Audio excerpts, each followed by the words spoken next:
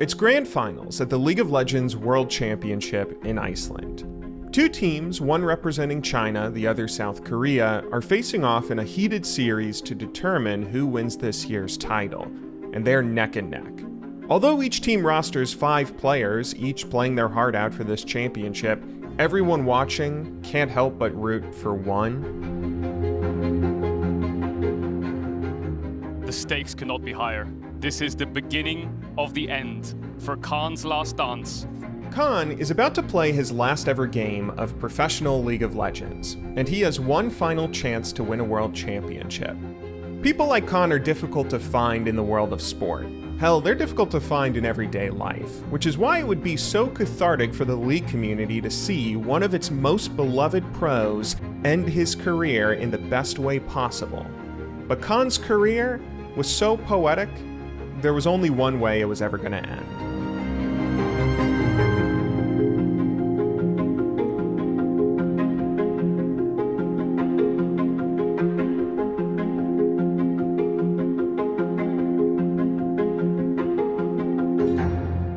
Before we talk about Khan, we first have to talk about the game he conquered. League of Legends is something people have strong feelings about. Oh my god, dude. And then I'm pinging them back. ¡Mira! ¡Es que me cago en mi puta vida, tío!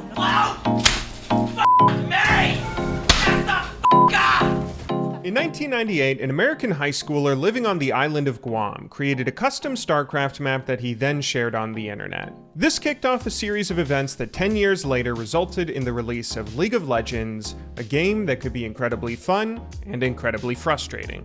What made League so intriguing was that on the one hand, it was a game all about tactics. There was so much depth and strategy, it almost immediately became a great competitive sport. But on the other hand, League was also viscerally fun. Even more casual players could pick up the game and enjoy it because this game gave you something no other competitive experience did: complete freedom of choice. League might seem simple at first, as playing a match just involves 5 players loading into a game and picking characters that are meant to fight on a battlefield to accomplish a simple goal. But over the course of a game, a player has to make millions of little choices in how they play with no right or wrong answers. What role do you choose? What champion do you pick? How do you build them with the hundreds of items available to you, and how aggressively or passively do you approach the game in general? You get to answer these questions however you want. Part of the fun of League is how there's no wrong way to play the game. Creating a weird personal strategy that you find uniquely fun and building an online identity through that personal expression is incredibly freeing. But this freedom is also what makes the game so frustrating. Because League of Legends is a team game, and everyone is free to play how they want, it's entirely probable players on a team will disagree about how each other is playing the game. League is quite infamous for how frustrating it can be playing with teammates who lose their minds, ruining your games with poor attitudes or poor gameplay. The huge number of players and roles in-game just present loads of uncertainty and opportunity for things to go wrong. But even so, all those players and roles also give the game its incredible strategic depth. There's so much to learn about the game, you could spend your entire life studying it while never truly mastering everything. League has so much creative complexity, it's essentially unsolvable, or at least that's what we thought until 2013. This could be a 20-minute game for SK Telecom. They will be the Season 3 World Champions. At the end of Season 3, the region of South Korea, led by SK Telecom, debuted a strategy to the competitive world that was genius in hindsight. It was just 4 words: minimize activity, maximize precision.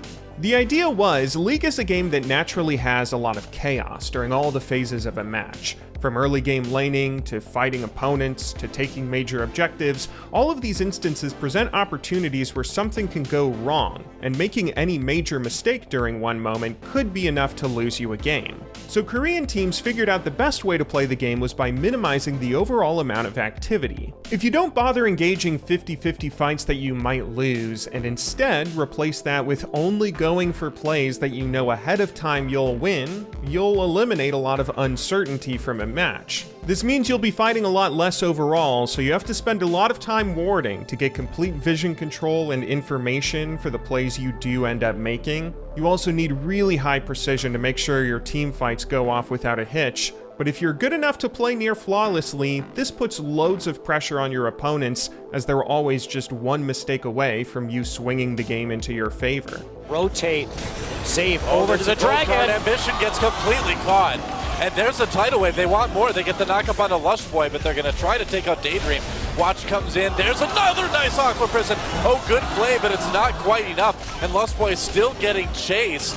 Can he flash over the wall? He will, but there's a gold card. Again, a double kill for Goon.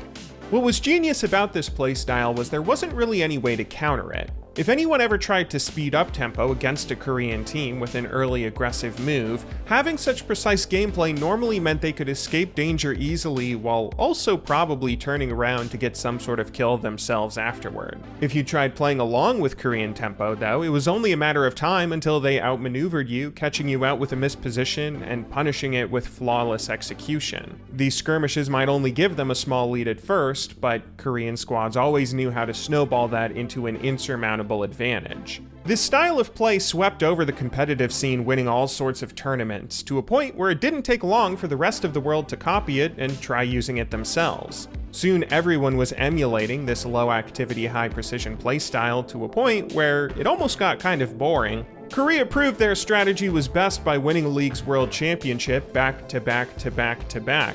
But at those Worlds, we saw the average kills per player each game drop year over year over year over year.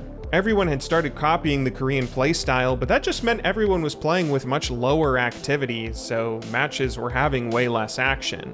Even though every region was playing this way, nobody could do it better than Korea, who continued to dominate the international competitive scene. Maybe League could be solved after all. This region might have just found the end of the meta.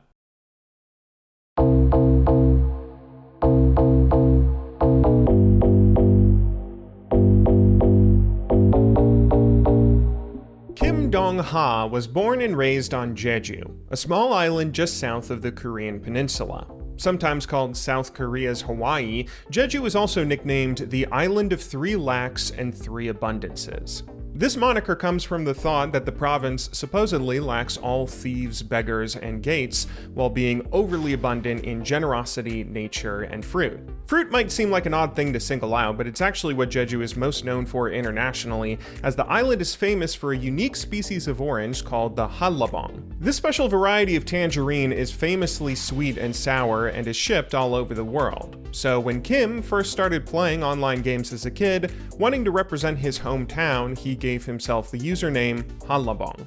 He first ran into League of Legends in 2012, after some friends from school convinced him to play. They taught him the basics, and before long, he was addicted just like the rest of us. He found a particular affinity for playing the AD carry role bot lane, with one of his favorite champions from the start being Graves. As much as he liked the role though, there was one issue he had with it. One day, while playing a game with friends, Hanlabong was playing Graves bot lane and couldn't stop dying with him. He was playing with this proactive style that led him to continuously tower diving, always going for kills on enemy laners no matter how dangerous a play might be. After racking up an impressive death count and costing his team the game, one of his friends remarked in the post-game lobby, "If you're gonna play that aggressive, you should play top lane." Top lane was a role uniquely suited for Hanlabong. While most lanes in a match of League are pretty straightforward in what a player is meant to provide the team, either being a carry dealing damage or some sort of tank or support providing utility, top lane is a bit of a wild card. The role is isolated from the rest of the team, meaning top laners are kind of free to do whatever they want. If Hanlabong insisted on being an over-aggressive carry player, top was the one role where he could do exactly that. Now, normally a lot of League players don't like playing top because the role doesn't have that much impact on matches. It's not uncommon for everyone else on a team to all but decide a game while the top laners are off dueling on their own. If Hanlabong plays top lane, he won't exactly be deciding the outcomes of matches with his gameplay anymore. Additionally, top lane is a role that has a lot that can go wrong in it. The isolated nature of the lane means if you ever do get set behind, you can't expect a teammate to come help you out of a jam. The enemy top laner will likely just keep snowballing a lead against you for the rest of the match 1 versus 1, which is why many top laners compare the role to being on an island. But Hanlabong was used to being on islands. After his rough Graves game, Hanlabong took his friend's advice seriously and immediately made the switch to top. The instant he did, League became a million times more fun. Now, he was free to pick some of the most aggressive champions in-game, as well as being free to play them however aggressively he wanted. He began playing the role so much that he was starting to get pretty good with it, soon rocketing up the Korean solo queue ladder until the start of Season 4, when he had reached the pinnacle playing against some of Korea's best pros. Although Hanlabong's playstyle was enough to carry him this far, this was the moment his aggression kind of started to hurt him. Korea, of course, was in the midst of perfecting their min-activity, max-precision playstyle during this period of time, which was perfect for exploiting overactive players. Going so aggressive for kills in lane leaves you open to counterattacks, and the talented precise pros of Korea were more than happy enough to exploit this kid who refused to conform to the meta. At this point, Hanlabong probably should have adjusted his style if he wanted to have a bit more success against Korea's top pros, but he didn't. In fact, at the start of Season 4, Hanlabong joined a semi-pro team and competed on stage, still with this aggressive style that just got him into more trouble. Achani gets pushed back. Hanlabong doing some damage. Cacao comes in. Hanlabong in trouble now. Ninja can't really do anything in this fight. Hanlabong solo. Sunday comes in. They managed to get the kill onto Renekton. It was as if his break line was cut. He was playing so proactive and over-aggressive in every decision he made, it was as if he wasn't on the same page with his teammates at all. He has to flash. Wild Girl for teleport alive. Yeah, they're in a little bit of trouble here. That's not a good board. No, it's not where you want to be. So they're going to give some kills back over. Prime in trouble now. Arrow grabs that one. And this game remains close. Wow, that teleport, man, it should have been canceled. This was really weird to see.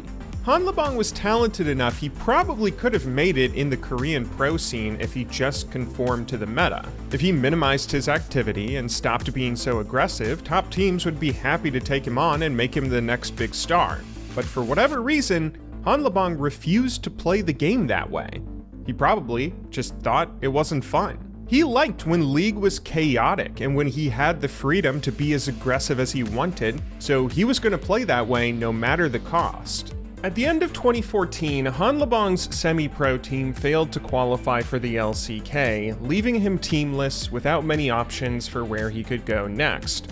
No other teams in Korea were willing to sign such a hyper-aggressive and mistake-prone top laner, so he was considering retiring and going back to Jeju to study. But before he did, an old friend approached him with an offer. One of his former teammates had just been given an opportunity to go off to China and join an academy team with the condition that he brought a top laner along with him. After a series of discussions together, his friend eventually convinced Hanlabong to join, and the two were headed off to the LDL. Since Kim was moving away from home, he wanted to re-emphasize his connection to his hometown, changing his username to Korean Hanlabong. But that name broke the League of Legends character limit, so he shortened it to Khan.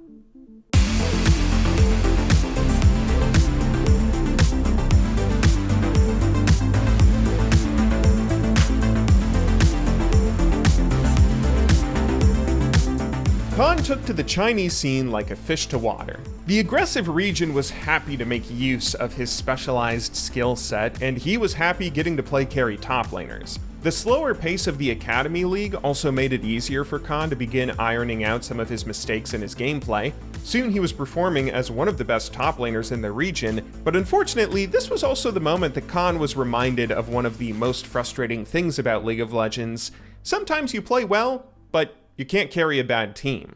Khan spent nearly 3 years in total developing in the Chinese Academy League, and although he was performing like a star by the end of it, he would never win a single competition. Looking at his tournament history, it's almost depressing, as his 4-year career as a pro hadn't ever yielded a single first-place trophy. Sometimes he was actually just getting stuck with bad teammates and couldn't do much about it, like in the 2016 Spring Split. Although he did get to play with a future pro Korean jungler in Clid, every other player on his team was a perennial amateur journeyman. Some of them were just months away from retiring without ever playing significant time in a top pro league. Not to be rude to these guys or anything, being a league pro is hard, but you would think that a team with the best top laner in the league and a future pro Korean jungler could do better than barely breaking 500. In other circumstances, it almost felt like the universe itself colluded against Khan's success, like in the 2015 spring season. Here, Khan managed to carry his academy team to qualifying for LPL promotion with an actually talented roster. But what should have been an exciting step onto the pro stage turned into disappointment once again,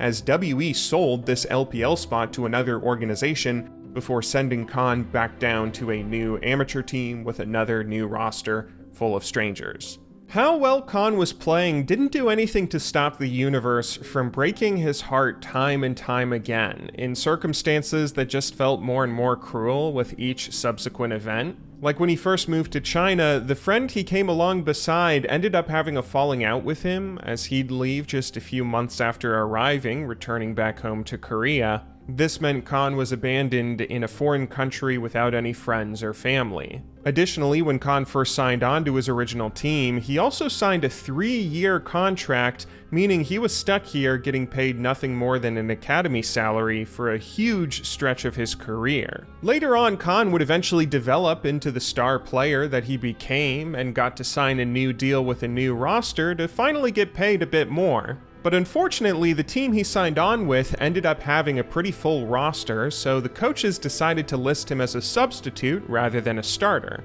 Later on, management approached him and said that they wanted to deduct his salary because he wasn't starting for the team. Even though this went against the original contract he signed, Khan thought it would be fine at first, as they just mentioned deducting 10%. But then Khan realized that they weren't taking 10% off his salary, they were reducing his pay to 10% of what they originally agreed. The world of League of Legends and its competitive scene is famously unjust at times, but normally a player isn't subjected to so much heartbreak at such a vulnerable stage of their career. Thankfully for Khan, his luck was about to change. Meanwhile, back in Korea, a war had broken out between organizations. South Korea had established themselves as the best region in the world bar none, but the gates were always open for who the best team in Korea would be. For now, it was SK Telecom and Samsung Galaxy, two orgs that had already won world championships backed by mega corporations. But in 2016, new names wanted to contend for a title. One of those competitors was a team who went by the name Incredible Miracle. This was an organization who originally started as a professional StarCraft team, but had also been competing in League of Legends for a number of years. They always had middling to poor performances for the most part, but suddenly had a new opportunity at the start of Season 6. At the end of 2015, a rich Chinese company bought ownership out, suddenly leaving them flush with cash. Shortly after, the team rebranded themselves to Longju Gaming and looked to compete with all the other big spenders in Korea. This started in Season 6 when they created a super team roster of 10 players, some of which were the most expensive free agents on the market. People were excited as Longju was suddenly touted as the next up-and-coming squad to conquer Korea and win worlds, but the results couldn't be more disappointing. Longju's going to be stuck in the middle of the pack if they can. Pure going in with a big engaged flame right there, but there's just not a lot of damage with Coco and Chaser down. They take out the second Nexus turret, and that is it. KT will secure the 2-0. Nail-biting finish, but KT takes it. They secure their third place spot in the league, and Longju languishing in the middle of the pack there. ESPN would describe it with a metaphor as the most expensive garbage pile imaginable, as the spring season ended with Longju finishing below 500 and missing out on even qualifying for playoffs. The summer season went even worse as the team almost got relegated. Following their rough Season 6, Longju tried trimming down their roster to a smaller, talented squad for the start of Season 7, but in the 2017 spring split, they still found themselves overpaying for stars who couldn't win more games than they lost. It turned out League of Legends was a game where money could buy talent, but it couldn't buy wins. So in the middle of the 2017 season, the organization blew everything up. They kept their veteran bot lane duo of Prey and Gorilla, who were some really talented stars performing the best of anyone on the team, but they got rid of everyone else. Their mid laner was replaced with a new signee from the recently relegated CJ Entis, and their jungler was swapped out for a substitute player who hadn't been doing anything but riding the bench so far. These were two young rookies the organization hoped maybe could learn from some of the veterans and eventually develop into stars years down the line. Longzhu didn't really have any idea who they could sign for top lane though. Since it was the middle of the season, no big name free agents were available, nor any exciting rookies, so in a desperate move to find something, Longzhu signed two amateur players that had been playing in foreign markets up until this point. They picked up Rascal, who was a Korean top laner that was finding a bit of success recently in the Japanese professional league. They also signed Khan.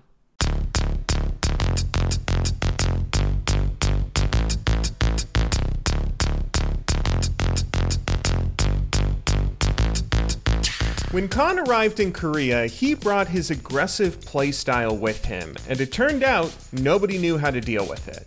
Normal game states that players were used to, like 2v1 situations where one team is clearly ahead and should pick up an easy kill, were suddenly flipped upside down by a kid who refused to stop fighting. Zaya was exposed. Prey actually dies with his ultimate up. The Featherstone wasn't even used in the fight. There's no peel for him as Khan wants to turn around and kill.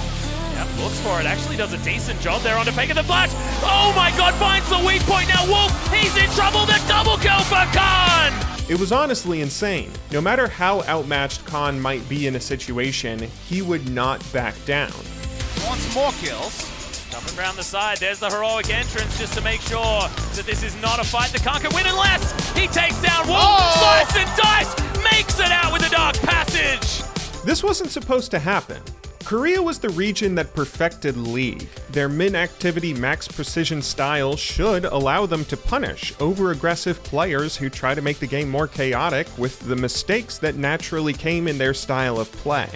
But Khan wasn't making mistakes anymore. He was playing flawlessly.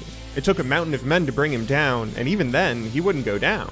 And now Khan is all alone, 1v2, trying to hop on over with that flash and with the slow. He make it away, but here comes Pawn. They're looking for the dive. 3 members trying to go under this turret. There's the flash stun. There's the burst damage, but Slow! He gets killed under turret. Now Slow forced the flash away, and Khan gets away. What the hell? How did he just win 1v3? Korea had tamed League for so long, they forgot what a crazy mess of frustrating fun the game could be until this monkey wrench was thrown in their system. Although Longzhu signed 2 top laners for the 2017 summer split, Rascal only started 1 game all year. They hit gold with the other. This new team of full aggro rookies led by Khan finished the season on top of the standings in first place.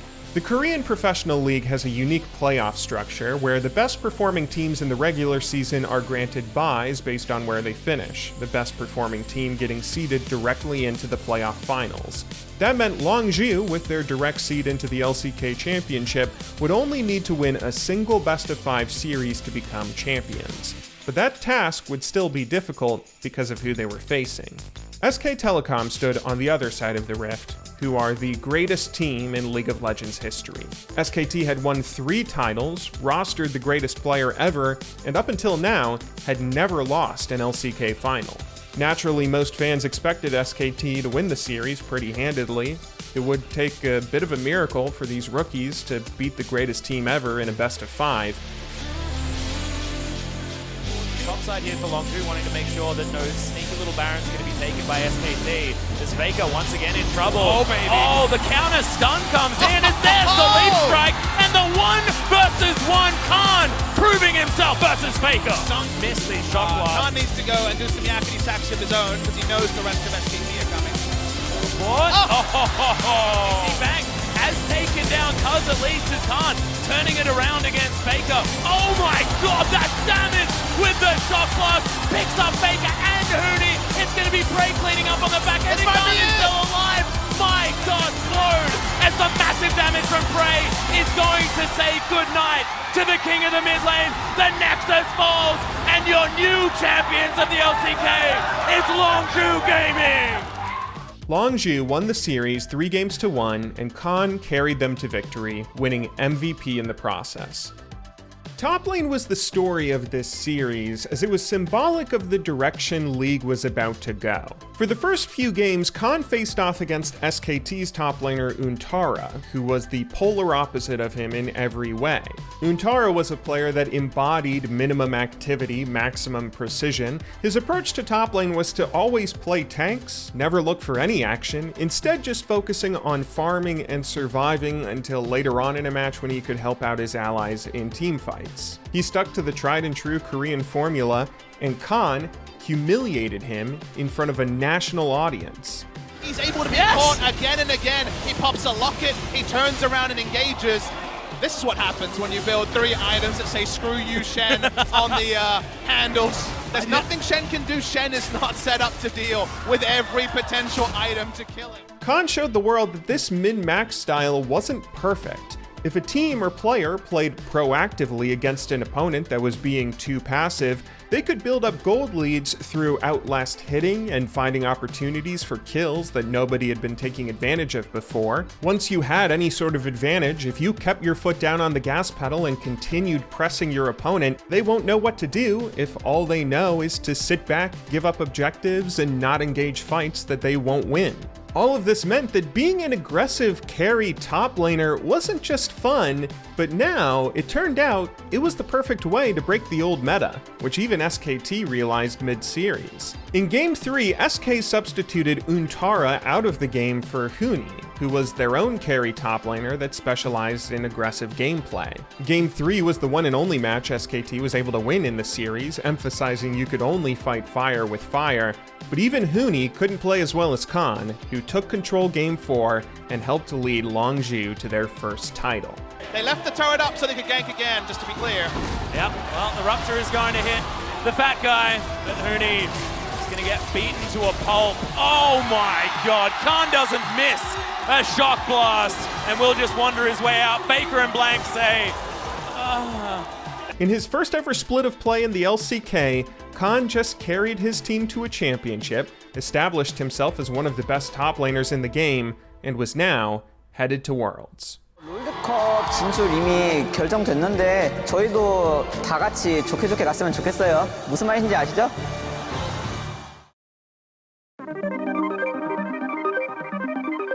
One of the biggest things that affects strategy in League of Legends that I haven't mentioned thus far is the in-game patches. Because League is a game with so many characters and strategies for players to choose from, some will always naturally be better than others. At times, certain characters or tactics may be incredibly overpowered, while others are essentially unplayable. So the game's developers, Riot, try to balance out the game with an update patch every few weeks. These patches usually contain new characters, major updates, and stat changes to try and get the game a bit more balanced. Usually leading up to a world championship though, patches are meant to be much smaller in scope. After all, Riot doesn't want to make a major update that forces all the pro teams to change tactics right before the most important tournament of the year. But at 2017 Worlds, that's exactly what happened. Throughout Season 7, one item had been dominating the meta, called Ardent Sensor. Ardent was an early game support item usually built bot lane, where once it was finished, it would give its user an ability where every time they shielded an ally, that ally would be given a series of buffs: bonus attack speed, damage, and lifesteal on every auto attack. Ardent had been a bit too strong all year, as this single item was enough to give allied carries extra damage while also giving them extra survivability. That much utility in a single, relatively cheap purchase was kind of taking over the game, leading to many complaints for Ardent to be nerfed going into the World Championship. On patch 7.17, released right after the summer split, Riot did give the item a small change going into Worlds. They said they were decreasing the attack speed buff and health drain to try and balance it out to make Ardent more fair, but they didn't actually do that. Health drain buff decreased. Let's see how they decreased it. Attack speed buff, 20 to 30.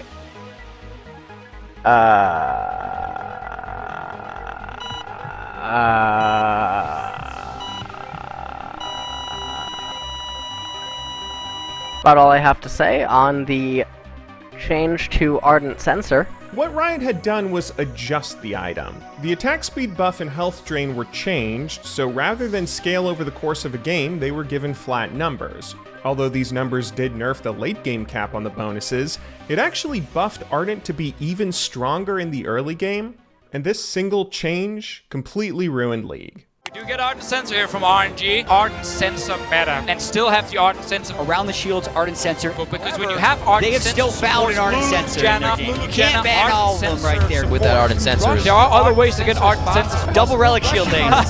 But that's also the very interesting thing about the meta coming into Worlds, where we have more of these Ardent Sensor late game comps. 2017 Worlds came to be known as the Worlds of Ardent Sensor. It didn't matter how you qualified for it, the winner of this event would be the one who could play most passively, who could play around bot lane, and who could build Ardent Sensor the best. There was so little else to discuss, it became a meme in the League community. What is my purpose? Rush the Ardent Sensor as fast as possible. Oh my god. The meta had been completely broken, meaning everyone from solo queue to the pro scene were now forced to play around this one item. And this was entirely unfair to Longzhu Gaming. They had just come off innovating one of the most exciting proactive styles of play League had seen in years, max activity, max aggression, which had toppled some of the greatest teams in the game's history. But everything they had learned had now been made entirely irrelevant. Just like everyone else, if they wanted to win Worlds, they would have to use passive Ardent Sensor play, although that could still end up working. Longzhu's bot lane were a legendary duo who had the talent to stack up against any other bot lane out there. If top tier AD carry and support gameplay would be what it took to win a world championship, they certainly had the skill to do so. The question was whether or not the rest of their team could successfully play around them. Khan in particular had the toughest job of anyone, as his past year was just spent perfecting hyper-carry top laners with a lane-dominant style that he was basically not allowed to play anymore. Instead, he would have to pick up some new characters, being forced into playing off-tanks and other supportive bruisers that could help out the Ardent bot lane. He figured out a few ways to still make things work and have fun doing so, at least in the group stage, finding some fun oddball picks that could get the best of both worlds. This led Longzhu to a 6-0 start, looking strong, but then... The rest of the team ready to push through the bot lane. The wave already pushed the inhibitor. Easy to drop. Samsung Galaxy defying expectations. 3-0 was a likely result, but not in the way you expect here. Samsung Galaxy eliminated Longzhu in quarterfinals, as they would be the ones to steamroll their way to winning the World Championship. Although Samsung were the number 3 seed from Korea, considered to be less talented than Longzhu or SKT on paper, no other team could challenge their run for the title because this meta fit their playstyle perfectly. They were the best at the min-activity, max-precision attitude, which had been made even more potent because of Ardent Sensor. Samsung had a shockingly easy time slowing down the pace of their games to a complete crawl, dragging out matches until they could rotate into finding the perfect teamfights guaranteeing wins. This took a lot of talent, of course. They had spent all year perfecting this style of play and executed flawlessly. But this, combined with the prevalence of Ardent, ended up giving us some of the most boring games League fans had ever seen. Matches dragged on for ages, while little to no action occurred in series that didn't even end up being particularly close. This year's Worlds, we even saw fewer kills per player than ever before. It was shocking for fans to see one single outlier update make the game so passive, but it was even more of a disappointment to see that update have such a huge effect on an event as important as the World Championship. I think in retrospect, a lot of people would probably look back and say that it all felt pretty unfair, but then again, League is a game plenty would call unfair. How did they think that was okay to even put it in the game? I'm so sick of this f***ing company. Riot realized their mistake after Worlds and reverted Ardent Sensor in the following offseason. Better late than never, with this change, the League got back to where it was before, and Longzhu were able to return to their max activity, max aggression playstyle. They rebranded once again in the following offseason, changing their team name to Kingzone Dragon X, but how talented this roster was stayed the same. In the 2018 Spring Split, Khan led his squad to a near-perfect season, finishing on top of the standings with a 16-2 record. This once again gave them a spot in the grand finals of playoffs, although this time they would have to face a team of unfamiliar faces. Instead of their opponents being SKT or Samsung Galaxy or another Korean powerhouse, Kingzone would have to go through a rookie squad, the Afrika Freaks, led by another hyper-carry top laner. It turned out, although Longzhu didn't win Worlds in 2017, the rest of the world recognized what they had done. Everyone saw how they built a team out of hyper-aggressive solo lane stars, and how that constant aggression allowed them to topple some of the greatest teams of all time, so in the following offseason, everyone copied them. All across the world, teams from every region had begun retooling their rosters around aggressive carry players who played with a fiery, fun spirit. Kingzone may have trailblazed their way to the top, but now the rest of the world could follow in their footsteps. Even so, Khan was still the best top laner in Korea, which he proved as he led KDX to beat Afrika in the 2018 Spring Split Grand Finals. In the front, Prey showing off that Kaiser saying, get the hell, oh, there it is! They sniped the Kog'Maw! That is huge!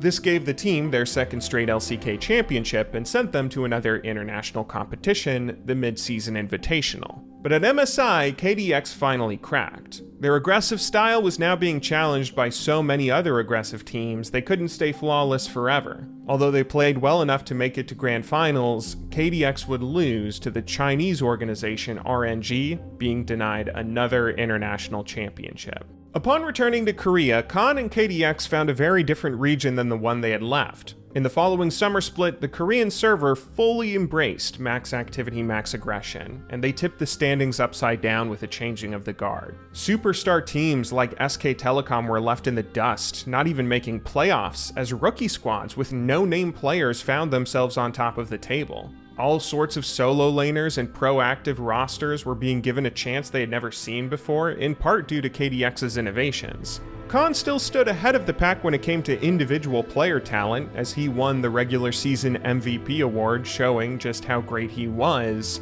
but KDX as a team only ended up finishing third in the standings. The following playoff series would end with more disappointment, as they ended the year a distant fourth and failed to qualify for Worlds. For neutral fans, this was one of the most exciting times to follow League of Legends. Not only were games filled with loads of crazy plays, but max activity, max aggression was also allowing new teams to come out of nowhere and make a name for themselves. This year, we even saw a new region win Worlds for the first time in half a decade, as the Chinese team Invictus Gaming used a hyper-carry Korean top laner to lead them to glory. It was a fun time for spectators, but it also meant even the most talented players in the world had a more difficult scene than ever before to try and carve out a legacy. For what it's worth though, I don't think Khan cared that much about anything like a legacy. 온다. 약간 리듬이 맞아. 온다. 자, 싸움 가자. 가자. 가자, 동아. 가자. 가자. 우후! 불량한 노트. Even though he was one of the best players in the world, Khan approached the pro scene like he was just a regular League player. He sort of became the people's top laner, saying the kinds of things that every top laner says from bronze to diamond. 전 세계 탑 라이너분들이 한 가지만큼은 이제 명심하셨으면 좋겠어요. 여러분들이 지는 게 아니고 여러분들이 지면은 그거는 정글 탓입니다. His attitude and demeanor was endearing in how relatable he was. I think a lot of average League fans could look at Khan and see a lot of themselves in him, even the ugly side that this game can bring out in all of us. At the start of the 2018 season, Khan was involved in an incident when grinding out practice in solo queue. During one of his games, he was paired up with 3 Chinese players and 1 Taiwanese player in Champion Select, and that game didn't end up going too well. In a moment of heated frustration when the team was behind, Khan typed in all chat, "4 Chinese can't win." Although he was probably just trying to blow off some steam, this comment was seen as a bit insensitive, particularly to the Taiwanese player, so Riot Korea stepped in, banning Khan for a match of professional play and served him with a fine. Khan responded himself by apologizing publicly on the team's Facebook page and shaved his head in penance. This is part of what made Khan such a lovable character. Much of esports in the past had been very focused on being as slick and cool and professional as possible, but here we had one of the best players in the world just acting like a goofball. My tooth just fell out. Just a moment, please. 이렇게 됐는데 괜찮으세요? Are you okay? Khan always approached League like he cared more about building a highlight montage on YouTube than he actually cared about winning games. Even the few mistakes he made in-game were the sort of thing you would normally just see in solo queue. And possibly Sungwon as well if they're in melee range. Well, he looked really cool when he did that. Yeah, he still might be able to kill Songwon. Jumps over with the broken wings, flashes out, Abyssal Voyage to make sure Khan doesn't die. Khan basically played League of Legends the way we all do, for fun. That's just the kind of personality he has. The fact he was able to win so much with it, though, was astonishing. Everybody loved watching him play and loved the personality that came along with it. Really, the only sad thing about his career was that it couldn't last forever. South Korea had been the best region in the world at producing League of Legends stars for a while, but there was always a cruel twist that came along with that.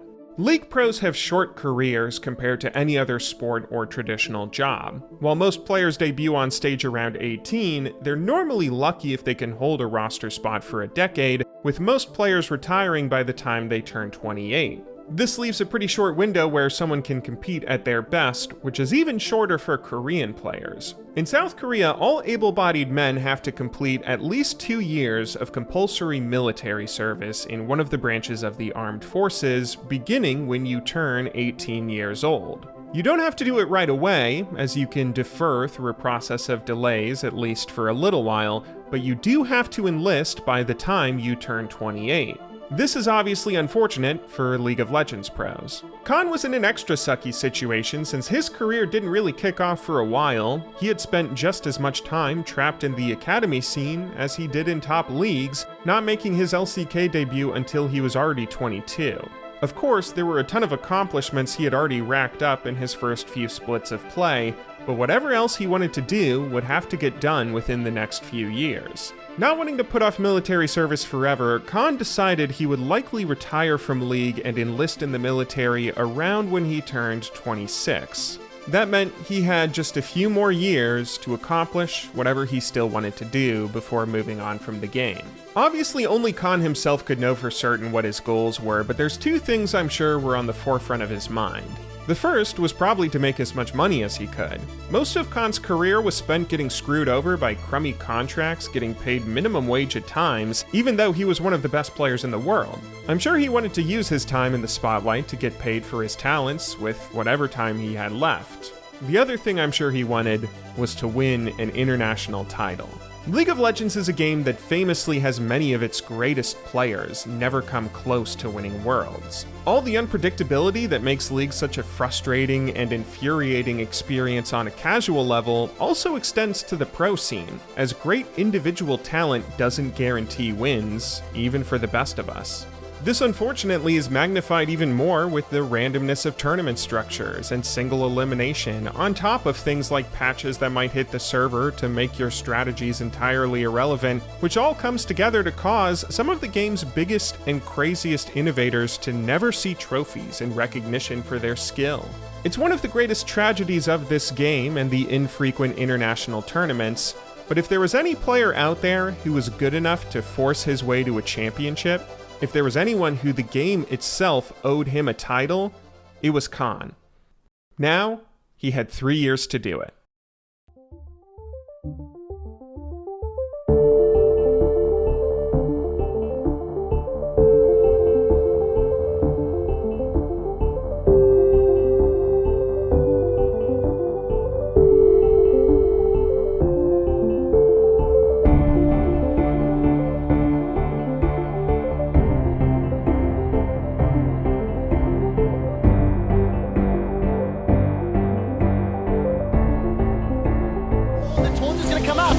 Trying to find the kill. Martin's in trouble, Faker's low, but they've already got one at the latter. Where is Teddy? Follow his HP bar. Can't match the wall, Teddy's dead. Yankos is in the pit. G2 Esports have been gifted and donated a Baron when the West rose up to conquer champions. G2 Esports eliminates SK Telecom.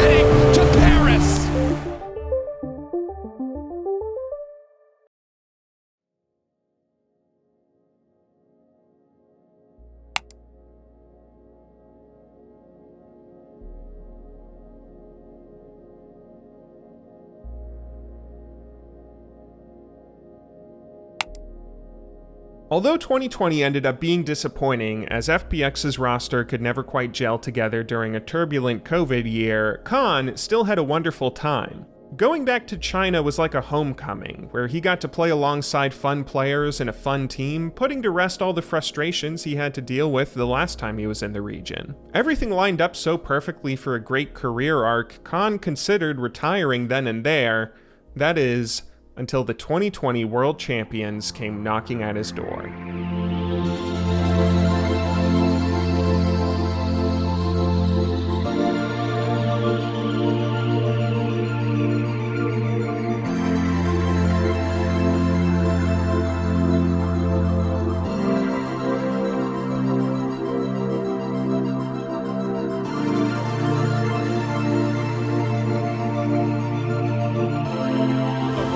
Gets in there and a perfect body slam comes out from Keria, but Khan is doing such insane damage, and the flashes come through for the double kill of Khan. Oh, they didn't know about this TP, I guess. Teddy had no idea, and oh man. Khan! And now this TP is coming in. Faker tries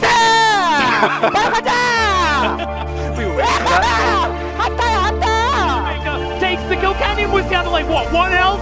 All right, well, congratulations for your series MVP, Canyon. The Nexus falls down, and Damwon Kia get the 3-0 over Gen.G and will be your Spring LCK champions. After winning the 2021 Spring Korean Split, getting his 5th domestic title, Khan came closer than ever to winning it internationally. At MSI that year, he made it to Grand Finals and only fell by a single game to RNG once again. He was so close to being over that hump.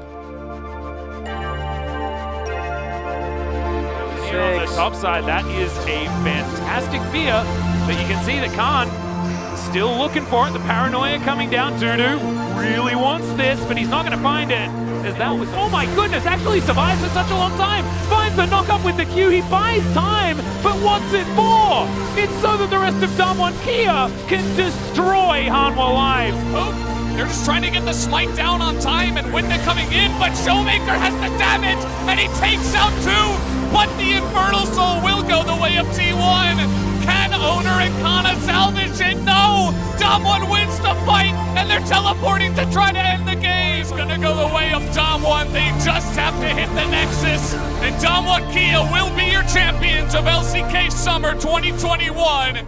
At the end of the 2021 Summer Split, Khan won his last ever LCK season and cemented an unbelievable legacy. Although his career was shorter than the average players by a wide margin, he now had more championships than any other top laner in LCK history, winning 6 titles with 4 different teams. He won every LCK split he entered, except for one during the 2018 summer season, when he still won MVP, leading a revolution of aggressive gameplay that changed how everyone across the world approached the game. He had multiple All-Pro accolades, MVPs, plenty of things decorating his trophy cabinet, along with the respect and admiration of every pro all around the world. Literally, the only thing he had left to do was win a world championship. But that's about to change.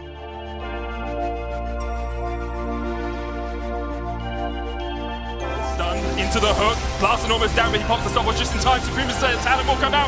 It's a double for Khan.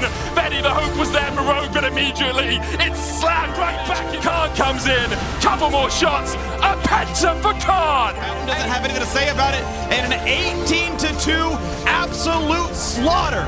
Under 30 minutes, Damwon Kia came to play.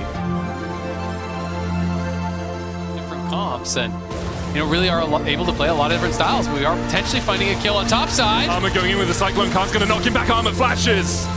He will watch and die as Damwon Kia clean up the fight. Damwon are just way too good at Kia, in the pursuit of perfection, they are found worthy once again, and they will fight T1 in semis. Big bet on this smite. Faker goes to sleep. Kana now stepping forward. 3K getting lower. Kana going all the way, trying to lock the thing, but who's going to get it? No! In the end, it is Canyon. When it matters most, you will find this fight. Megumi Yushi standing strong on the backside. It does not matter. In the face of the Elder, Damwon Kia will wipe T1 off the map. They're going to TP top as well. They have the Elder Dragon. They have a wave. They have everything they need to go to the World Finals. Which only leaves us with Grand Finals. It's Game 5. All Khan needs to do is win this one match of League of Legends to finish his career off perfectly. He picks Graves top lane in Champion Select, a perfect aggressive laner, and one of his first ever favorite champions. The match starts off well. Khan's being aggressive right from the get-go, zoning the enemy top laner from CS, building an impressive gold lead. Everything's lined up so perfectly, it almost feels like a moment that's too good to be true.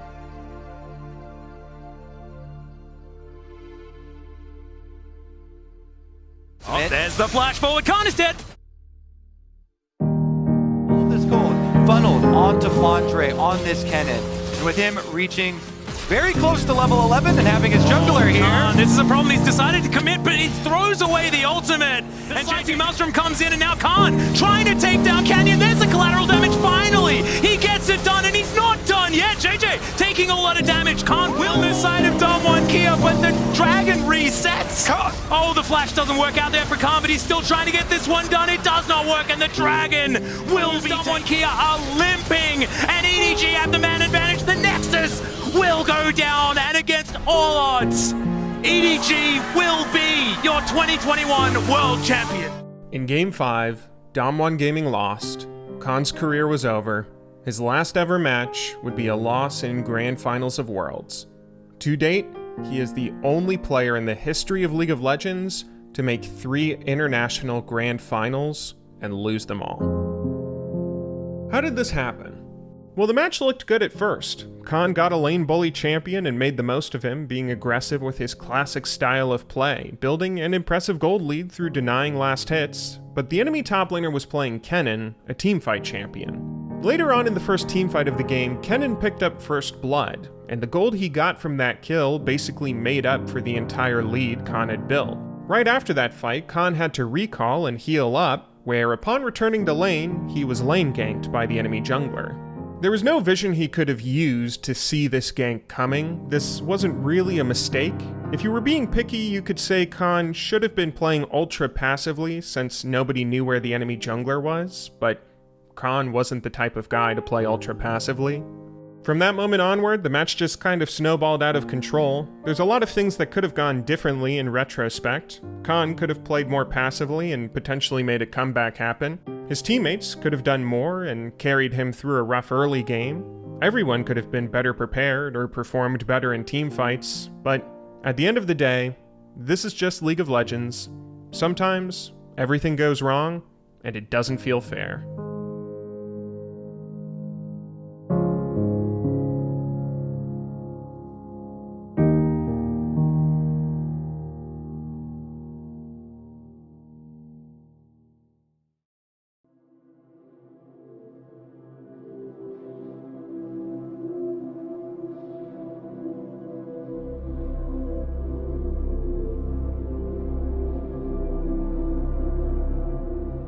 일단 EDG가 준비를 좀 잘해왔던 것 같고 저희 쪽에서는 좀 동아 형이 좀 못했다고 생각합니다.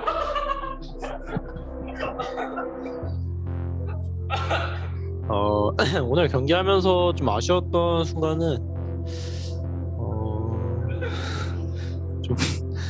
좀 많았던 것 같고 그 중심에 좀 동아 형이 있었다고 생각합니다. 그리고 네, 일단 오늘 경기 5세트 플레이하면서 이제 가장 아쉬웠던 순간은 동아 형이 자꾸 죽어가지고 좀 탑 차이가 좀 난 것 같습니다.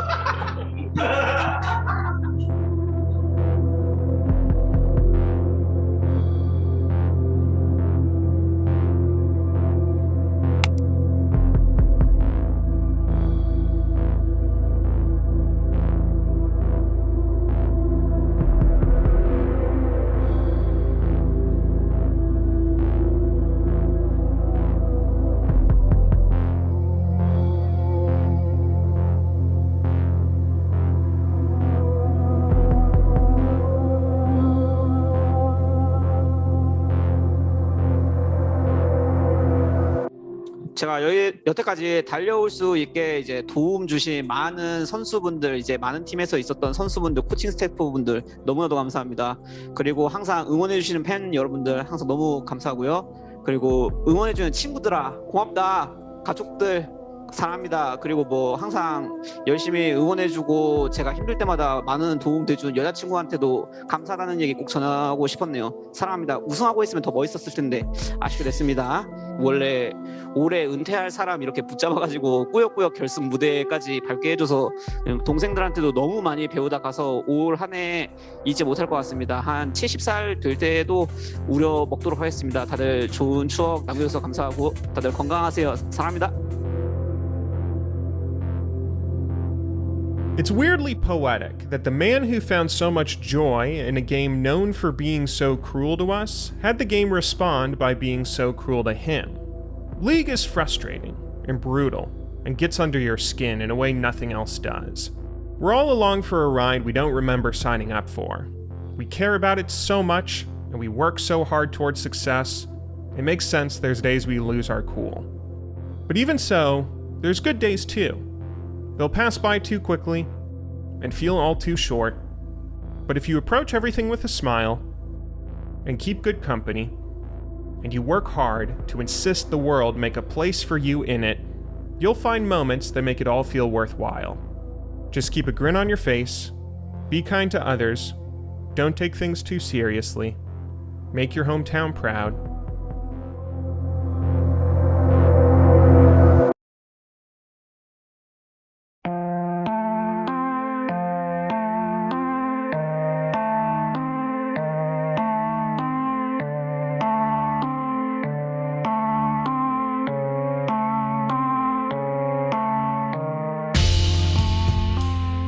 Khan grew up on a small island off the coast of the Korean peninsula, but I think it's safe to say he taught every region across the world just how great life can be if you never stop having fun.